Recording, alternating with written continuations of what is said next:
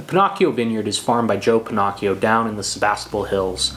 This little neighborhood of the Russian River Valley is where we're finding some of the very best Pinot Noir really in the state of California. These hills are all made of gold-rich soil, that broken down sandstone that just really lets nutrients and water flow right through it, really devigorating the vines that grow on it and encouraging an earlier ripening cycle than you would see on the valley floor clays and areas surrounding it.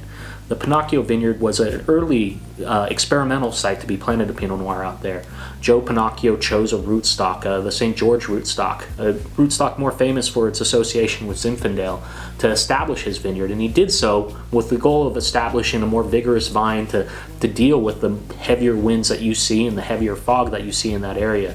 This has produced a Pinot Noir with a little bit more structure and a little bit more depth than its neighbor just up the hillside, the Mabaroshi vineyard, and one that year in, year out we often compare and contrast as they are neighboring sites with similar clonal makeup, but one significant difference, that rootstock. The Pennachio tends to ripen a little bit earlier than the Mabaroshi site. It tends to come in and be a little bit more muscular right out of the gate in terms of fermentation, just a little bit bigger tannin structure to it. But as it ages out, it often takes on a velvety, more complex quality that has made it one of our most award-winning wines. If you were to ask me what my favorite between the two were, it'd be hard-pressed. Some years I really like the Mabaroshi, some years the Pennachio. Both are very special wines, and I encourage everyone to try one. Cheers.